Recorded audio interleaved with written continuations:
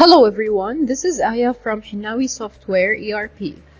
As you can see here, this is the roadmap for the HRMS activities in an Excel file. Basically, we have inserted and created all different types of workflows and processes regarding all activities in the HRMS module of the Hinawi Software ERP. So I have covered an entire video which contains in general everything discussed about the HR as an overview. But then later on I have created other videos regarding each and every activity separately and individually in further details. So in this video is the air ticket form turn. I'm going to talk about the air ticket form activity, and I will discuss different actions that can be performed on this air ticket. As you can see here, this entire column is mainly for the air ticket form only. We will see its effects on the salary sheet, and after that we will see memo, which contains important rules and regulations and instructions regarding the software. So let's start first of all with the activities. It's very simple because it doesn't have any branches. It's basically just one form regarding the air ticket, and it's used for companies which provide air tickets for employees. So it starts here with creating an activity. As you can see here, the answer is yes, which means that it's possible to create an air ticket form activity. After that, in the editing criteria, notice here that it's set as no, because once you create the air ticket, you cannot proceed with editing it. You have to make sure that you have created it successfully and precisely. Voiding and cancelling as well is not there. It's not possible to void, cancel, or delete an air ticket after it has been created. So make sure that you created the air ticket accurately. However, notice here that in the printing activity or action, it is possible to print that air ticket form, and this is very common and very used, since air tickets are required to be printed for being more accurate, and in order to make users well informed about the specific air tickets that has been created for employees. Printing the clearance is not applicable because printing the clearance can be used for other types of activities, not for the air ticket. And in the designing and printing activity form, as you can see here, it's set as no, because it's, as I said, very simple and it doesn't require any designing, any specific printing activity form. It's mainly just straightforward. Same thing applies to the predefined template for importing or autofilling. You cannot previously have it specified to be autofilled or to have some specific piece of information or data imported before time, because creating an air ticket happens at the moment. It happens at the time of creating wanting to use that air ticket and creating it. Next, as you can see here, we have the date, which is in between parentheses. It says that starting date and ending date is available for the air ticket form, which means that when you create an air ticket, you will be able to specify the date from and the date to, meaning that the starting date or the creating date and the ending date, they are both applicable and possible to be designed and specified in the air ticket. Next, we have the date from and to within the same month, and this is not applicable. Actually, it's not applicable here because it might not be in the same month. So basically, an employee might take an air ticket form and be created for different months. They might not be both in the same months, so that's why it's here set as not applicable. Notice here we have month from, month to, year from, year to. All these things in the air ticket can be set and specified. And the releasing action is not used in the air ticket because releasing is for different types of activities such as, for example, releasing the stopped salary, which is discussed in a previous video. Same thing applies to days and hours. This is not used for the air ticket. Basically, this action is used for like leaves or absences depending on each activity, because hours is used for absences and days is used for leaves. So it's not used here for the air ticket form. As you can see here, we also have this action of percent of employee's salary. This as well is not used in the air ticket because it doesn't depend on a specific percent of the employee's salary in order to have the air ticket created. Basically, the salary or the percent of that salary doesn't really affect or is related to this. Same thing applies to the overtime, whether it's 1.25 or 1.50, both are not used and applicable in the air ticket because overtime is used for like timesheet forms and timesheet activity and action, not in the air ticket. And here, as you can see here in the applied taxes, this is used when it's located under the additions and deductions. So in the additions and deductions form, you can choose whether to apply taxes or not. And this is related to the air ticket form. Employee pension is not used in the air ticket, but monthly provision is definitely used, just like the leave of all types.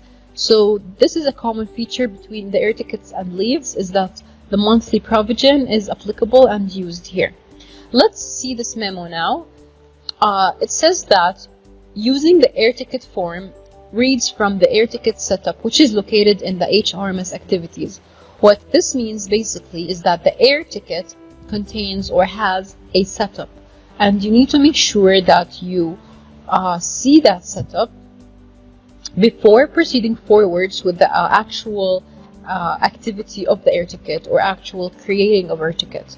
So basically, this is an important point, which is that the setup is the core of the system, and it's the core of all activities, and we should always go back to it to make sure that activities will read accurately and correctly from the setup. Now, in the approvals category, notice here that the air ticket form doesn't have any approval action, which by default means that there is no editing after approval, no voiding after approval, and no deleting after approval. Once you create an air ticket, all you have to do is use it. You cannot edit, delete, void, or approve. Now, in the setup, notice here that does this form, which is the air ticket form, does it have a setup? As I said earlier, that yes, it does have setup, which is located in the HRMS activities menu. So that is where the setup is located. Some activities have their setups located in the general settings of the HRMS, which is in the file menu. But as of like this activity, which is the air ticket activity, it has its own setup located in its own menu, which is the HRMS activities menu. However, it does not have any effective dates set earlier. It's not there, not like some other modules or some other activities, because it's the most important part here is the date from and date to, rather than having a specific effective date. And notice here that in the status, the employee's status is always active. So after creating the air ticket, the employee's status will still stay the same. And let me talk a little bit about the difference between the employee's status when it's set as active and the employee's status when it's set as inactive. Basically, active means that the employee will be in the system, like will be active and will be having different activities performed on him or on her easily. Salary sheet will be possible, searching for his or her name will be possible. Like, activity is fully achieved in this case. However, when the employee is set as inactive, this means that you cannot search for his or her name, you cannot create salary sheets specified for them, and you cannot make any activities in the system regarding those inactive employees. They're just blocked until they're active again. And now regarding the accounting effect category, notice here that there isn't any posting to accounting or basically updating to the accounting menu regarding the air ticket. Only at the time of payment or can be part of the salary sheet posting. So at the time we post to accounting the salary sheet, that air ticket will be part of it, or at the time of payment, which is in the salary sheet. And the credit side is accrued AC. So that is the credit side of the air ticket. And regarding the payment method, notice here that 3 of them, cash payment, check payment, and bank transfer, all of them are applicable and used in the air ticket. So employees will be having this type of payment basically for all the 3 types, whether it's cash, check, or bank transfer. They're all 3 possible and applicable. But updating to ledger, which is like no accounting entries are there, only updating, is not applicable in the air ticket. It's applicable for other types of activities, not the air ticket activity. And in the salary sheet, the journal voucher, notice here that employee names will show under the additions deductions column.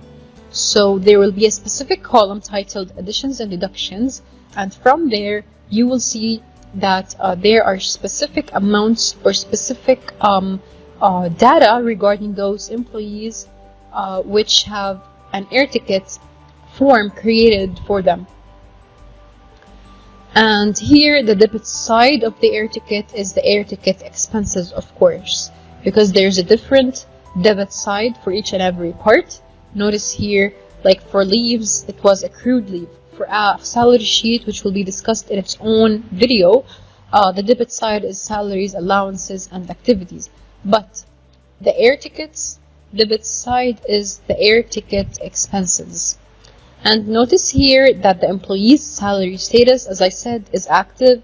So both salary and employee status, both of them are set as active.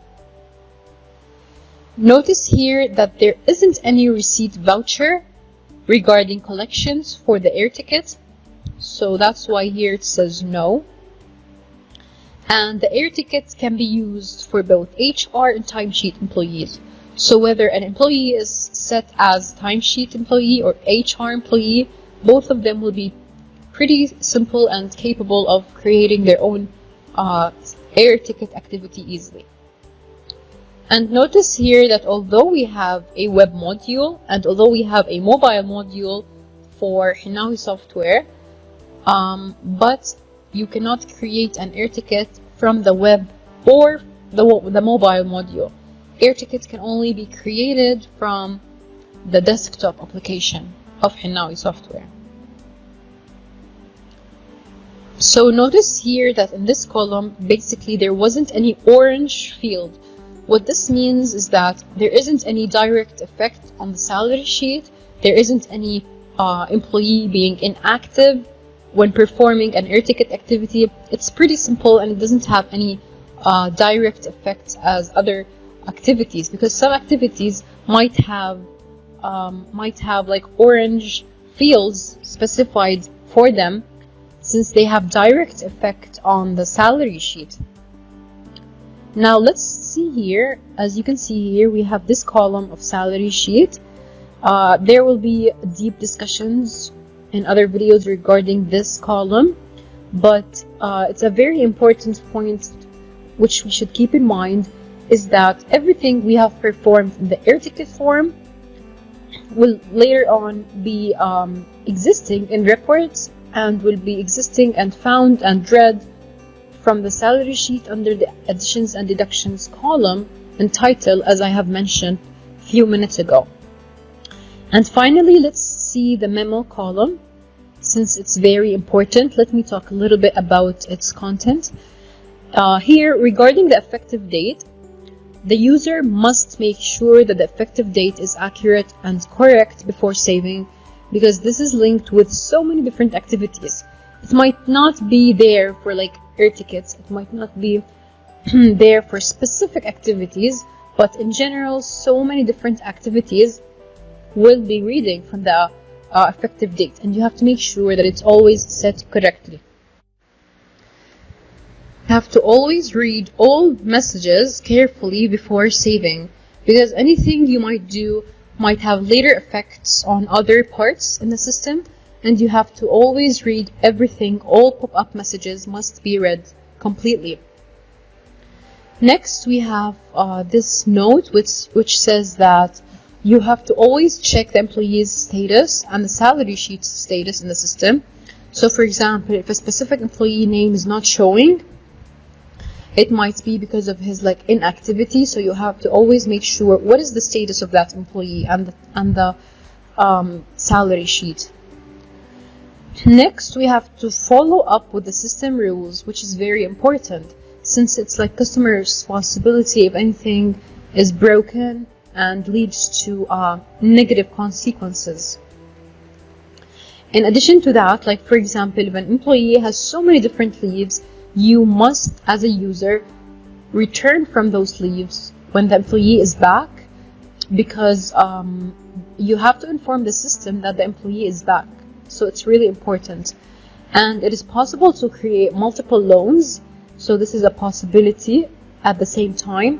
However, you have to approve those loans to make sure that the process is fully complete. And in this case, when the customer, for example, uses a predefined template to create addition deduction and posting to salary sheet is automatic, then in this case, approval is not required. So here you will see, and you will be having two different options, whether you have set as automatic or manual. When it's set as automatic, in this case, no approval is required and it will be instantly posted to the salary sheet. Also, notice here that the calculation of annual leaves balance will read the due days from the joining date until the start date of the leave minus the total number of days taken already before, and this occurs if the leave's opening balance is not used. So this is the proper calculation method of the annual leaves balance, and you must always keep it in mind. And for example, in case of opening balance, the system will not take the joining date, it will take the next day of the opening balance. So at the time of selecting and setting the opening balance, make sure you keep in mind that it will take the next day, not the actual day of the joining date. Also, notice here that before, for example, creating a salary sheet, you must approve activities. Most activities will need approval before creating the salary sheet. So some activities might be, for example, forcing you to approve them immediately, and some activities will have future effects and will have, for example, later effects, not in the present time. So in this case, you will not approve them immediately. You can wait a little bit.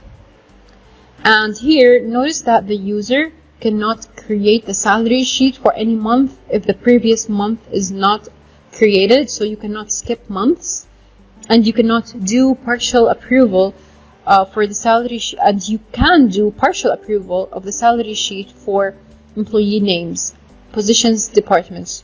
So basically, you don't have to approve the salary sheet entirely.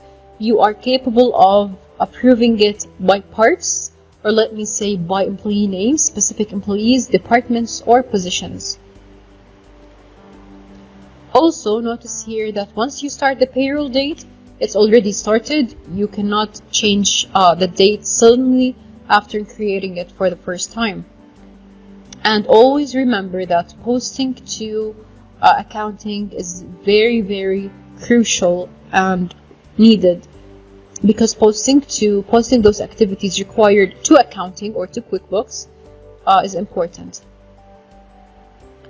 Also, notice that whenever there is anything related to payment for HR menus or the HR module, those payments are achieved from the HRMS menu itself. You don't need to go to the accounting menu and pay from there, since it's an ERP system and it's easier for you to do everything from one place.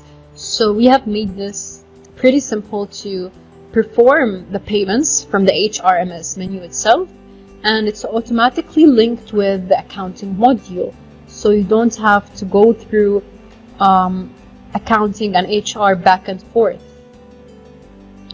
And notice here that the payment for the same employee cannot be split.